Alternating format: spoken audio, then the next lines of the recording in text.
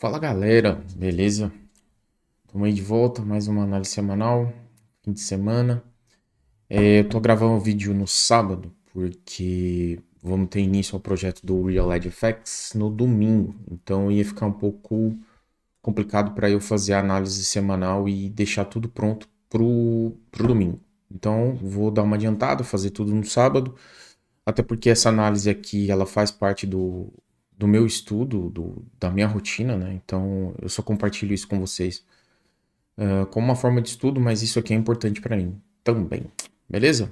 Então, dando sequência aqui, começando pelo DXY, a gente vê o preço, né? 3 semanas consecutivas, isso aqui no diário vai ser bem interessante de ver. 3 semanas consecutivas o preço só fazendo novas máximas, né? Essa região aqui de Fair Value Gap que foi perdida, o preço atuou nela, ali como um Inversion Fair Value Gap, como eu já havia mostrado antes, né? Isso aqui se repete muito.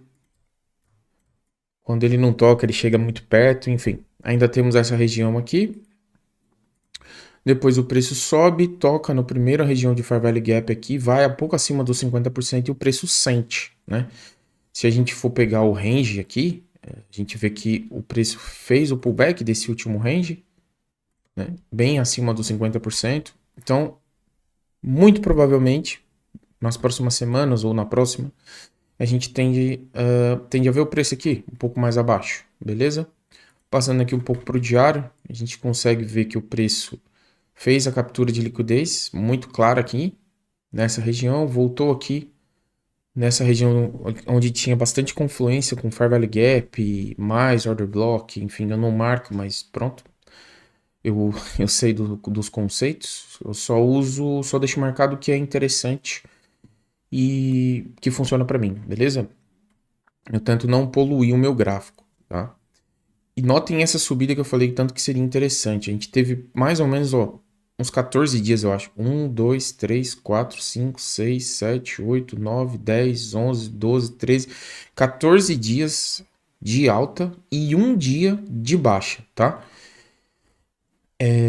Esse fechamento, vamos analisar o candle, tá? Não foi uma confirmação total de que ainda essa tendência não vai perdurar, tá? Por quê? A gente tem um inside candle, tá? Esse candle, ele não consumiu nem máxima, nem mínima. E da forma como ele tá, ele pode simplesmente, na próxima abertura da semana, consumir essa mínima e voltar a subir, tá? Então eu não tenho aqui uma confirmação tão clara do que pode acontecer em termos de isso aqui ser o topo, digamos, e agora começar a ver o movimento de baixa, mas eu tenho indícios, né? Por quê? Porque eu tive 14 dias consecutivos de alta, sendo quebrados por um dia com fechamento baixista, beleza? Então, isso é um indício, deve ser considerado, e agora a gente vai observar na semana como é que o preço vai reagir nessas regiões, beleza? Quando eu olho aqui por 1 hora, se a gente pegar essa última explosão que o preço fez aqui, nós não tivemos ainda o Change State of Delivery, se for levar em consideração as mínimas do candle, beleza? Mas se for levar em consideração o corpo do movimento, que seria aqui, né, o order block e tudo mais, a gente já vê essa região de order block falhar. Então, mais indícios aí de que esse preço pode sim vir a inverter aqui e começar um movimento de baixo, mas por enquanto são só indícios, tá? Falando um pouco aqui das notícias que temos para a semana, não temos muitas notícias no dólar, tá? São mais notícias ligadas à Libra e ao euro, então não tem nada muito importante, a não ser que na quinta-feira temos essas notícias para o dólar, que é pedidos iniciais por seguro-desemprego e o PMI de serviços, tá? E manufatura. Então, isso é o que tem de mais importante relacionado ao dólar. Depois tem PMI na Libra, tem PMI no euro, tá? Então, temos que ficar de olho aqui. Quinta-feira vai ser um dia bastante movimentado, tá? Esses horários aqui são os horários aqui, esses horários são os horários aqui de Portugal. Então, vai ter um dia bastante movimentado, tá? Na quarta-feira tem discurso e também na terça, discurso, beleza? Nada muito relevante no dólar, mas algumas coisas importantes, Libra e euro. Passando aqui para o que eu vejo na semana no Euro USD, tá? A gente viu o preço realizar um movimento de pullback, tá? Abaixo dos 50%, movimento forte, uma correção forte, tá? O preço ainda tem aqui essa região de Fair Value Gap contida nesse range, é uma região válida, o preço toca nessa região, vem um pouco abaixo dos 50% e acaba se mantendo aqui nessa região. Olhando aqui no diário, o preço chega a tocar aqui nesse order block, né?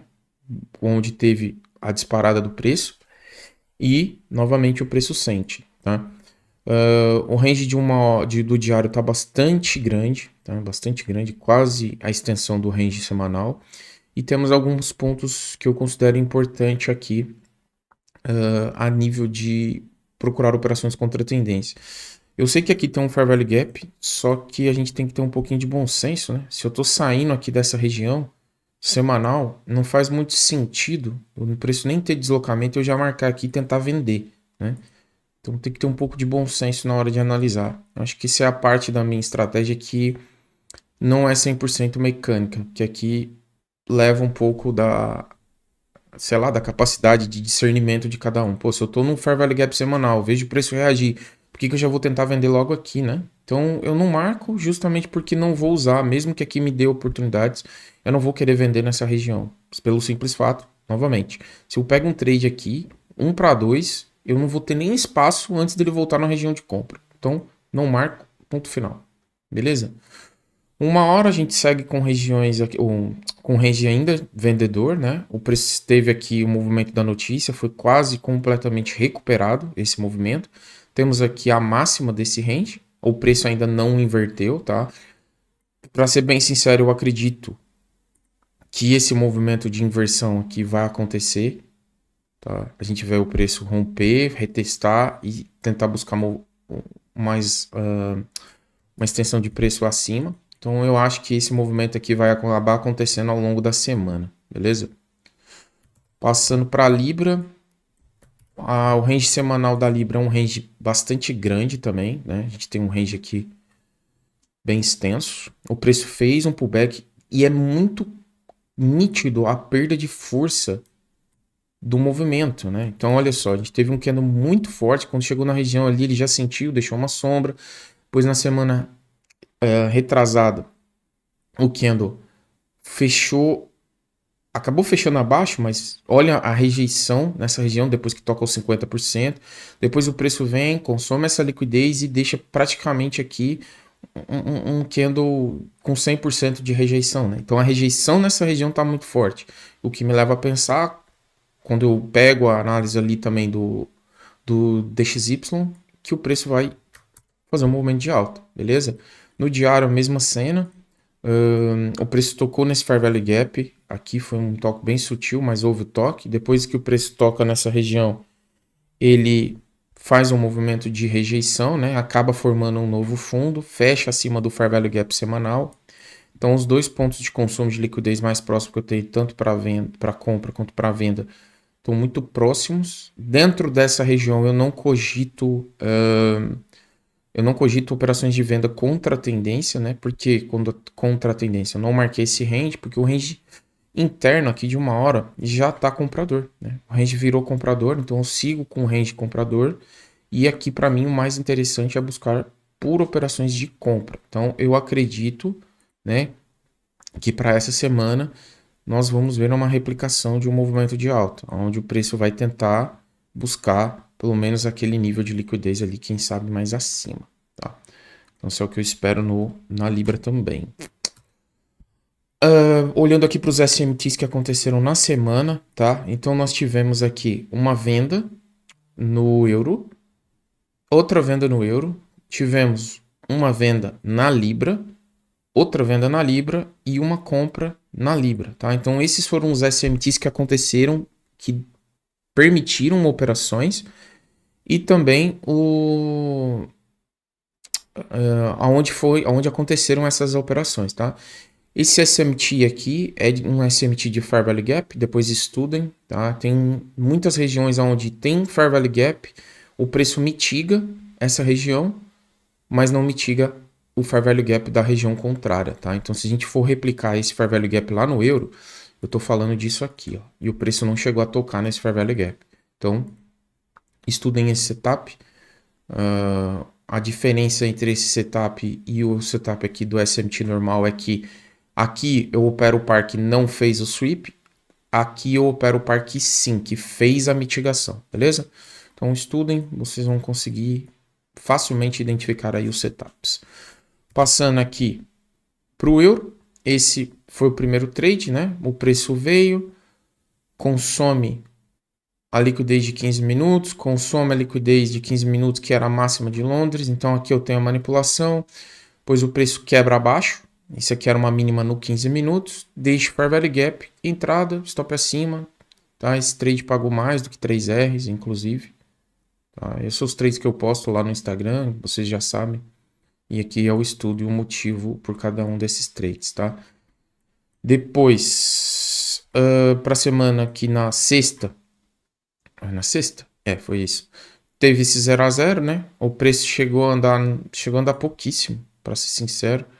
Andou aqui 1,43 e acabou dando um 0 a 0. Por que eu coloquei esse trade no 0 a 0? Logo aqui, a gente já tinha a Libra compradora, certo?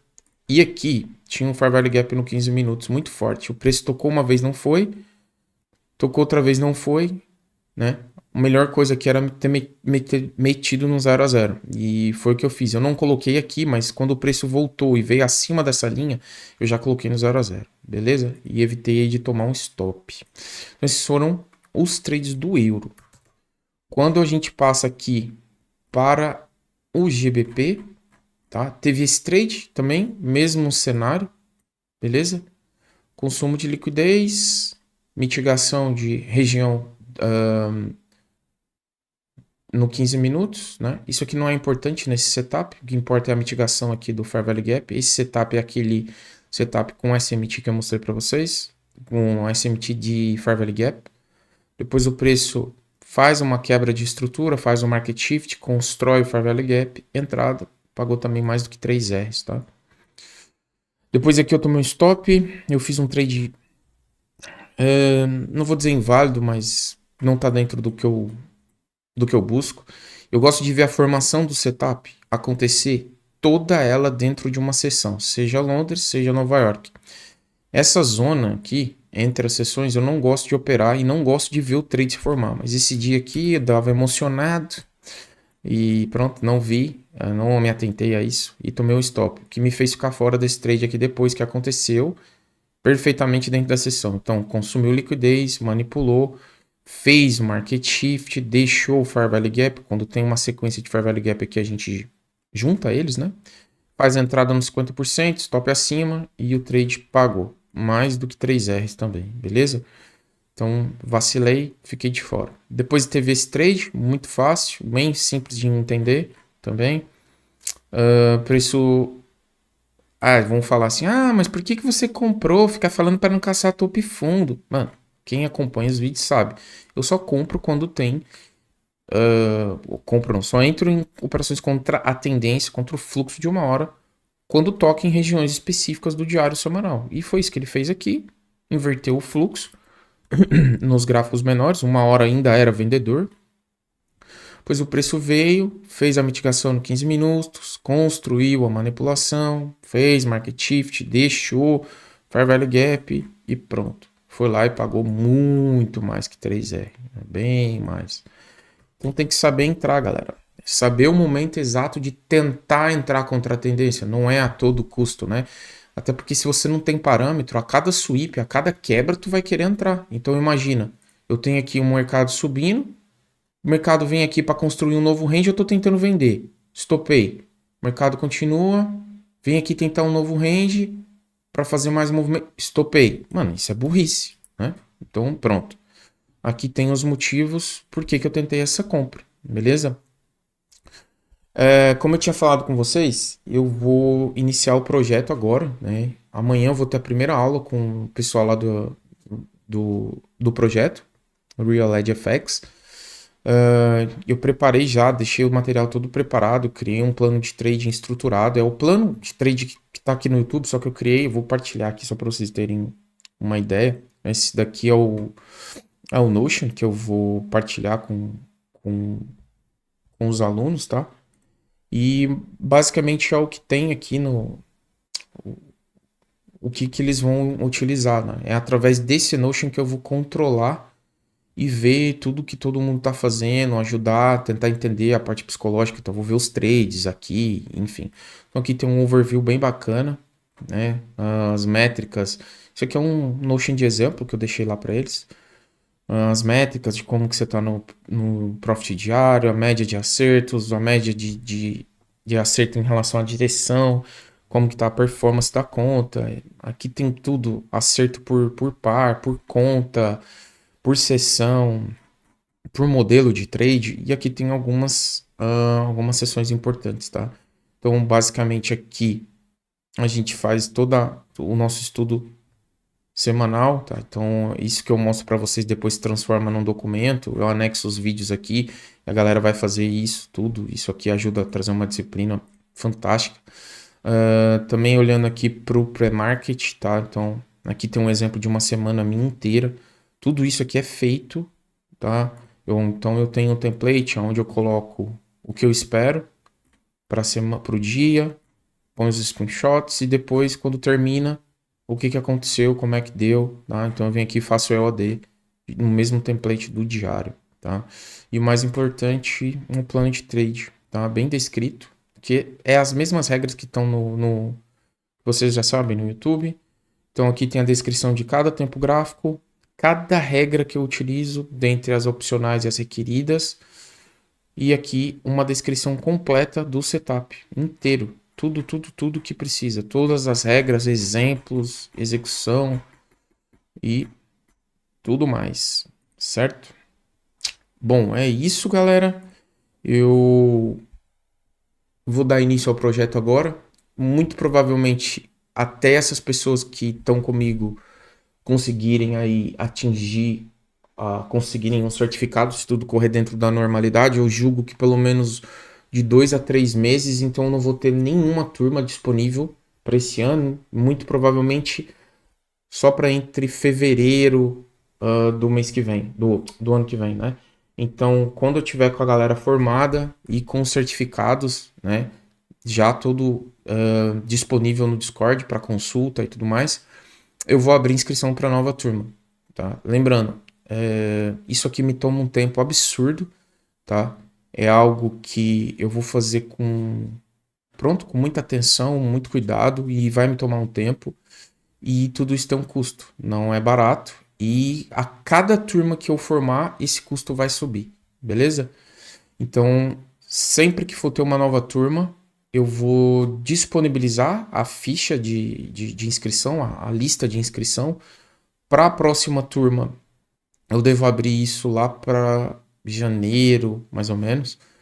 Mas eu vou mantendo vocês informados aqui, beleza? Então é isso. Muito obrigado quem ficou aí até o fim. Se puder compartilhar os vídeos, ajuda, dá uma crescida. A gente vai melhorar o canal. Eu vou começar a trazer mais conteúdos com relação à parte psicológica. Vamos ter podcast aqui, tá? E, enfim, eu não é sozinho. O projeto Real Life FX não vai ser só eu, só o Luiz Moura. Eu tenho algumas pessoas boas comigo e é isso. Tamo junto. Valeu.